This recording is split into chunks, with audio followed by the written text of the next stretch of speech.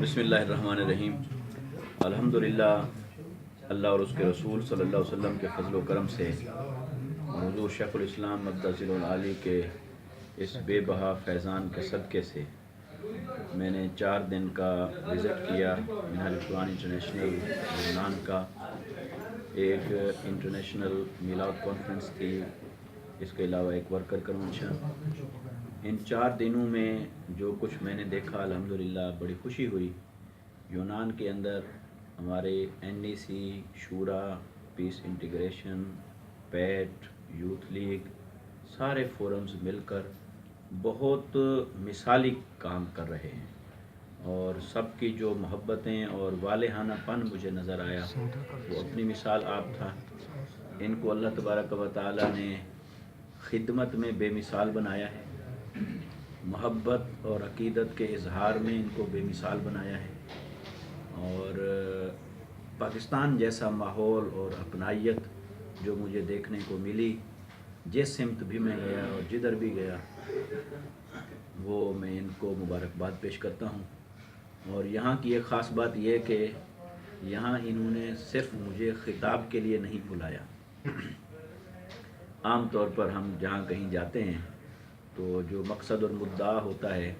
تو وہیں تک ہی دورہ مختصر محدود ہوتا ہے، مگر یہ میرا یونان کا وزٹ اس سے ہٹ کر سیر و تفریح اور سیاحت، ساتھیوں سے ملاقاتیں، انفرادی نشستیں، تنظیمی تربیتی باتیں اور بہت ساری دل کی وہ باتیں جو عام طور پر بندہ فارمل مجالس کے اندر نہیں کرتا، وہ یہاں کرنے کا موقع ملا۔ بہت کچھ سنا، بہت کچھ دیکھا، اور میری دل سے دعا ہے کہ اللہ تعالی ہمارے ان تمام ساتھیوں کو سلامت رکھے، ان کی خدمات کو قبول فرمائے، اور یہ مشن کے لیے جتنا والہانہ پن کے ساتھ اور کم وسائل رکھنے کے باوجود جتنا بڑے پیمانے پر تحریک کے لیے خدمات سر انجام دے رہے ہیں، یہ اس دور میں حضور شیخ الاسلام مقدس العالی کی کرامت سے کم نہیں ہے، اور یہ ان کو کریڈٹ جاتا ہے۔ اور پھر ہمارے بہت سارے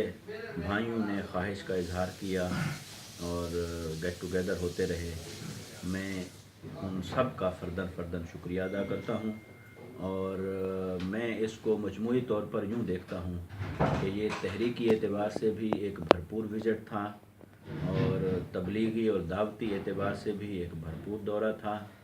اور میری سیر و سیاحت کے اعتبار سے بھی ایک بھرپور دورہ تھا، اور مجھے ہمیشہ آپ کی محبتوں پر فخر رہے گا، اور یہ محبت کے لمحات ہمیشہ میں یاد رکھوں گا۔ اللہ تعالیٰ آپ سب کو، ہم سب کو اس مشن کے اندر اسی طرح استقامت کے ساتھ قائم رکھے۔ بہت شکریہ۔